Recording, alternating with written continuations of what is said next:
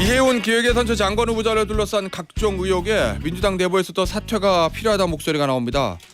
처음으로 공개 사퇴를 요구했던 분이죠. 더불어민주당 장철민 의원입니다. 의원님 안녕하세요. 네, 안녕하세요. 장철민입니다. 반갑습니다. 의원님, 네. 1월 1일이었던가요? 새 벽두에 페이스북에 민주당 의원에서는 최초로 이해운 후보자 사퇴해라 이렇게 얘기하셨는데 그 판단은 지금도 변함은 없으신 거죠? 네, 그렇습니다. 예. 네. 아니 이게 사실은 이 인사가 뭐 민주당 내에서도 뭐 논란이 있었지만 대통령 입장에서는 나름대로 굉장히 정무적으로 중요한 인사를 한 거잖아요.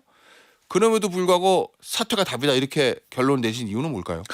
저도 최초 지명했을 때는 정말로 멋진 선택이다라고 생각했습니다. 예. 저희가 그 국정 운영 과정에서 정말로 다양한 어떤 생각을 가진 사람들이 함께하는 것들 정말로 멋있는 일이거든요. 예전에 뭐 제가 그 다니엘 패트릭 모헤니안이라고 미국 뉴욕주 상원의원이었었는데 예. 민주당 의원이었었는데도 그 공화당 정부에서도 일하고 했었어요. 진짜 멋있는, 오히려 사실 그러면서 미국 정부가 가지고 있는 어떤 다양성이나 실제로 어떤 그 정책을 추진할 때 문제점 같은 것들도 사실은 거기에서 일종의 리스크에 대해서도 토론되고 그러니까 예. 국정 자체가 훨씬 훌륭해지는 거죠.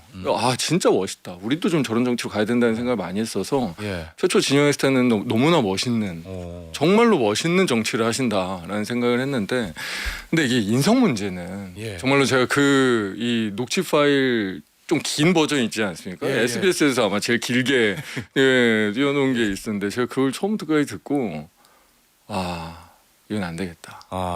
왜냐하면 이게 진짜 보좌관한테만 그랬다고 해도 그 정도까지 느낌은 아니었을지 몰라요. 인턴한테 정말로 뭐 죽이고 싶다는 막 그런 진짜 괴성을 지르고 하는 것들이, 그러니까 그럴 거잖아요. 우리 자식이 그런 일을 당한다고 생각하면 대부분의 국민들이 아마 사리가 느껴질 겁니다. 정말로 예. 죽이고 싶다는 생각이 오히려 그 부모님이나 그 가족들이 들 거예요. 예.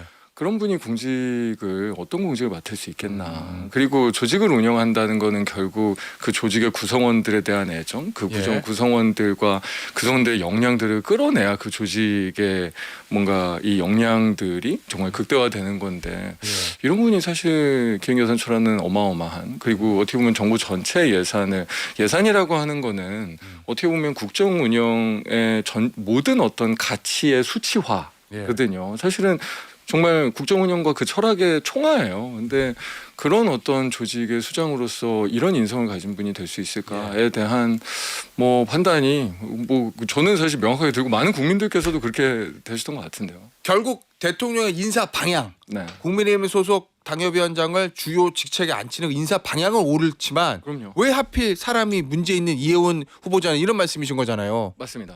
그러면 이거 청와대 검증 실패도 좀 있었다고 보세요? 저는 근데 예. 이 정도 내밀한 영역의 인성 문제를 검증할 수 있다라고 자꾸 주장하는 것도 저는 되게 과한 이야기 같아요. 왜냐하면 거의 불가능의 영역에 가깝거든요. 저도 뭐 예전에 보좌관 하다가 지금 의원을 하고 있기는 하지만 아예 의원회관 사무실 안에 내밀한 내용들은 썰은 돌아도 구체적으로 확인될 때는 이런 상황이 벌어질 때나 되는 거지. 그 정도까지가 시스템적으로 해야 된다. 그 어떤 전 세계의 정당이 그 정도까지 내밀하게 검증이 되는지 아마 그 사례를 좀 가져와 봐라라고 하고 싶어요. 근데 의원님이 이제 1월 1일에 사퇴해라라고 했을 때는 이제 인성 문제, 그 폭언 그건데 그 이후에 뭐 재산, 부동산 투기 의혹, 그 다음에 또 보좌관들을 이제 그 사적으로 이용했다라는 의혹도 계속 나오거든요. 네. 그러면 여전히 다른 재산 문제나 이런 거보다도 폭언인가 인성 문제가 가장 크다 이렇게 보시는 거죠? 저는 그렇게 생각합니다. 그러니까 다른 것들은 일종의 본인의 뭐 좀 뭐 사과 내지 의견 내지 뭔가 사실관계에 대한 해명을 들을 수 있는 소지가 있는 내용들이고, 그런 것들에 대한 2차적 3차적인 어떤 그 국민들의 판단이나 뭐 이런 것들이 가능한 영역일 수 있겠지만 사실관계 소명이 여하에 따라서요. 근데 그 폭언에 대한 거는 저는 사실 소명이 가능한 이야기인가라는 생각이 들어서 조금 구분해서 보는 게 맞는 게 아닌가라는 생각입니다. 자, 그런데 일단 청와대하고 민주당 지도부는 청문회를 지켜보자. 현재까지는 좀 그런 입장인 것 같거든요. 네. 실제 의원들 속마음은 어떻다고 읽고 계세요? 민주당의 많은 의원님들은. 지금 1월 초라서 여의도에 국회의원들이 없습니다. 다 지역에 있어서 제가 뭐 속마음까지 알지는 못하겠지만 예. 그 녹취 나오고 나서 굉장히 많은 분들이 경악했던 거는 사실인 것 같고요. 의원님들이. 그리고 보통의 경우에는 저희가 그 장관 후보자 같은 경우에는 저희가 여당이기 때문에 적극적인 소명 기회를 부여하고 아니면 필요한 것들은 적극적으로 방어도 해주고 해야 되는데 뭐 그런 분위기는 아닌 걸로 봐서는 뭐 내심으로는 다 이게 진짜로 끝까지 갈 수 있어라는 의구심 가득한 분위기인 건 맞는 것 그래요? 같습니다. 네. 그럼 속된 말로 철통 방어. 무조건 쉴드를 친다 이런 건 아니라는 말씀이신 거잖아요. 당내 의원 분위기가. 무조건 실드 치는 분들의 뭔가 멘트가 있었나요? 제가 뭐 다 모니터를 하는 건 아니어서. 예. 네. 아니 조승래 사무총장 이런 얘기했어요, 의원님. 그러니까 의원님이 이제 개별적으로 사퇴해야 된다. 요 얘기 나오고 난 다음인데 검증 중인 상황인 만큼 이해운 후보자에 대한 당내 개별적 언급은 자제해야 한다. 뭐 사실상 지도부가 이제 의원들 입단속에 나간 거 아니냐라는 이제 분석이 있었는데 의원님 이 조승래 사무총장의 이게 입단속이라고 그러나요? 개별적 언급 자제 이 이유임에도 불구하고 지금 인터뷰하시면서 또 사퇴해야 된다라고 얘기하시거든요. 아니 저는 이미 얘기했잖아요. 그래요? 저는 이미 얘기했기 때문에 그냥 제 입장을 유지하는 측면이 이고. 예, 그래도 별 상관없다. 나는 당연히 상관없죠. 그리고 사실 생각해 보세요. 예, 그러니까 국정 운영의 다양성을 위해서 내각 안에서도 우리가 다양성을 만들어가는 게 멋있는 일이거든요. 맞아요. 이게 진짜 좋은 정치고 예, 국회는 원래 그런 곳이에요. 다양한 목소리와 다양한 생각들이라는 게 민주주의 사회에 있기 때문에 국회라는 게 존재하는 거잖아요. 예, 당내에서도 마찬가지고 그런 다양한 이야기들을 해야 되는 게 맞죠. 근데 예, 지금 사실 지도부 입장에서는 이해운 후보자가 너무 위태롭잖아요. 예, 너무 어렵고 여기에서 일종의 너무 조기낭마하면 일종의 책임 논란이 있을 수 있다. 예, 여러 가지 이제 정치인 부담이 지도부는 있기 때문에 저는 오히려 조승래 사무총장님이 이 언급 자제령이 그만큼 이해운 후보자가 위태롭고 고립돼 있구나라는 것들을 오히려 예. 정말로 좀 증명하는 말 같아서 사실 이제 외부적으로 얘기하시기보다는 이래저래 좀 전략적으로 접근하시는 게 조금 더 낫지 않았을까라는 아쉬움은 있죠. 그러면 의원님은 지금 대통령이 지명 철회하기 전에 이해운 후보자가 당장 5일 내로 사퇴하라 이런 말씀이신 거죠? 네, 청문회까지 저는- 갈 필요도 없다. 네, 지명 철회하는 것도 별로 적당하지는 않을 것 같습니다. 네, 네. 오히려 뭐 본인이 사실은 결단을 하시는 게 뭐 사실 방금 말씀드린 대로 위태롭고 고립돼 있거든요. 예, 네, 위태롭고 고립돼 있는데 더 이상 가는 게 정말 지금도 이미 만신창이지만 정말로 청문회를 버텨낼 수 있을 거라는 의구심이 있어요. 예, 알겠습니다. 의원님 그런데 이제 민주당의 악재가 이거 하나뿐만이 아니에요. 네. 저 김병기 전 원내대표 현 의원이죠. 이 원내대표직에 물러난 이후에 이제 처음으로 어제 유튜브 방송에 출연했는데 송구하다 이렇게 얘기를 했어요. 하지만 요 얘기 제명당하는 한이 있더라도 탈당하진 않겠다 이렇게 얘기했거든요. 같은 사건에 연루돼 있는 강선우 의원은 제명당하기 전에 탈당을 했죠. 그리고 네. 이제 제명당한 거지만 김병기 전 원내대표는 좀 다르거든요. 대응이. 이거 어떻게 보셨어요? 이 대응은? 뭔가 하고 싶으신 이야기, 뭔가 소명하고 싶으신 내용이 있나 보다라고 보였습니다. 그러니까 보통의 경우에는 뭐 무슨 탈당을 하고 안 하고의 문제 이전에 이런 종류의 일이 있을 때 유튜브 같은 데 나가서 이런저런 얘기하지 않거든요. 예. 근데 김병기 전 원내대표는 실제로도 평소에도 말이 거의 없으신 분이에요. 오, 원래. 저희가 회의 같은 걸 해도 말이 별로 없고 예. 의총의 발언도 이게 일종의 인사말도 잘 안 하려고 하시고 예. 일단은 잔뜩 듣고 이제 그다음에 얘기하는 스타일인데 예. 이런 상황에서 유튜브에 나오셨다는 사실만으로도 저는 굉장히 이제 놀랐고 뭔가 이야기하고 싶은 내용들이 있구나. 뭔가 이 지금 당에서 조사하는 과정이나 이런 상황에서 예. 뭔가 얘기들을 조금 하시겠구나 싶어서 저는 사실 뭐 사실관계에 대해서는 저희도 뭐 어떻게 보면 일반 국민들과 마찬가지로 잘 모르거든요. 예. 그래서 일단 당에서 여러 가지 조사를 하고 또 그 조사 과정에서 이 김병기 의원님이 이런저런 이야기를 당에다 소명을 하고 그런 과정을 당연히 거칠 수밖에 없겠구나라는 걸 오히려 방송 출연하시는 거를 보고 판단이 좀 들었습니다. 그러면 일단 김병기 의원의 소명을 당에서 좀 들어보고 진상 조사를 해볼 필요가 있다 이런 말씀이신 네. 거예요? 아니 이 윤리심판원의 첫 회의가 12일인데 아직 뭐 시간이 좀 많이 남긴 하지만 여러 가지 얘기들 나오거든요. 이 비단 요 공천 헌금 관련된 것뿐만 아니라 뭐 부인의 구의원들 업무 추진비 쓴 거 요 수사를 동작경찰서 무마했다. 뭐 요런 취지의 내용들도 좀 나오고 있고 이게 계속 이런 보도가 이어지면 당에도 좀 부담되는 거 아니에요? 당연히 부담은 되죠. 예, 그 모든 종류의 이런 당의 악재라고 하는 것들이 예.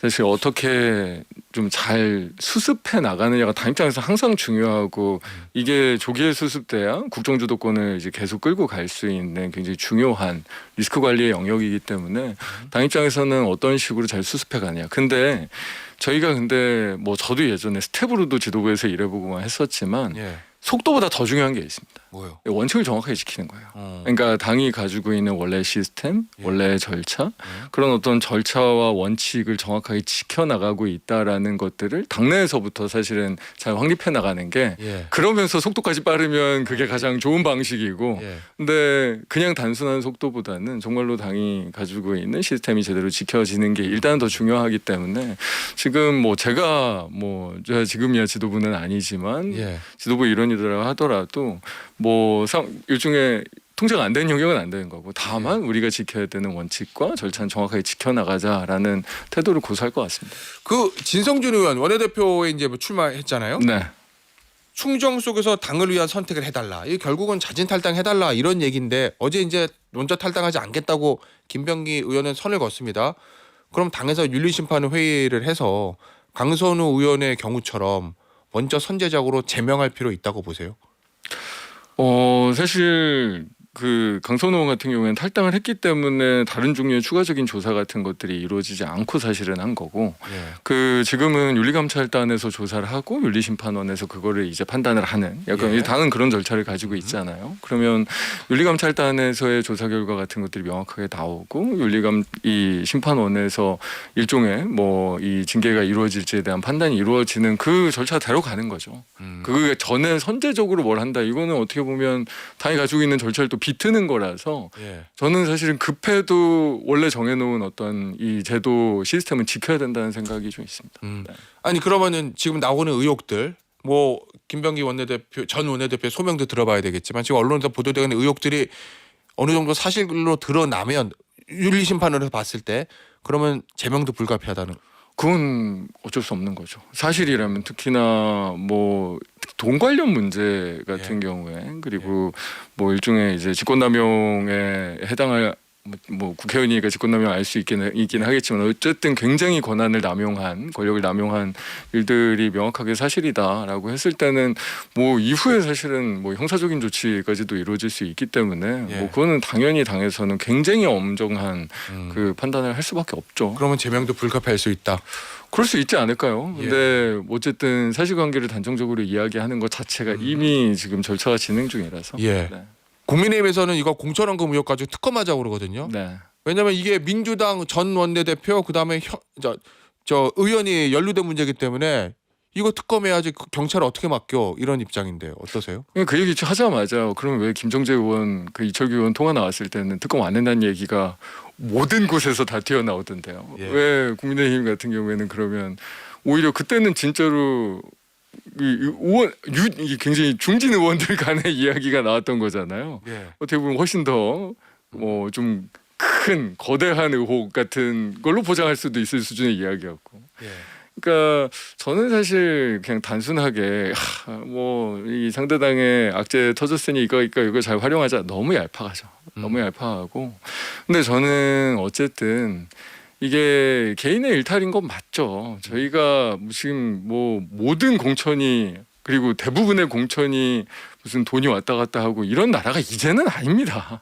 옛날에는 그랬을지는 모르겠는데 정말로 이제는 저는 사실은 최근에는 거의 아예 비슷한 루머 비슷한 것도 저희 대원 쪽에서는 들어본 적도 없고 그러니까 이런 거를 사실 특검 얘기하는 거는 굉장히 얄팍하고 다만 사실 이런 부분들에 대해서 지금 공수처가 제대로 기능을 하지 못하거나 이런 종류의 이제 사법제도에 대한 좀 이 허약함은 있으니까 그런 어떤 논의들은 이루어질 필요가 있는 것 같아요. 알겠습니다. 의원님. 네. 지역구가 대전이시잖아요. 대전 동구입니다. 근데 대전하고 충남하고 합친다면서요 이번에 지방선거 전에. 그렇습니다. 그럼 대전시장 충남도지사 원래 두 자리인데 하나로 줄어요. 네. 오늘 의원님 뭐 하시죠? 중요한 거. 오늘 출마 선언 예정하고 있습니다. 저 국회에서요? 아 대전에서 아닙니다. 대전 내려가셔가지고요. 네네네. 대전 저 통합 대전 충남 내가 초대 자치단체장이 돼야 되겠다. 네. 이렇게 결심하신 이유는 뭘까요? 처음에 결심은 통합 이 단체장이 되어야겠다 결심을 먼저 한 건 아니고 예. 이제 대전시장 출마를 해야겠다는 결심을 먼저 했는데 예. 지금 이제 통합에서 판이 커진 오. 과정에서 판이 커진 상황이고 사실 시장 출마 결심을 한 거는 제가 이제 나이 한 살 더 먹어서 40대 중반이 됐거든요. 예. 지방 정부 특히나 대전 있는 지방 정부가 시대의 발목들을 잡고 있어요. 시대를 이끌어 나가는 지방 정부의 지방 정치가 이루어지는 게 아니라 예.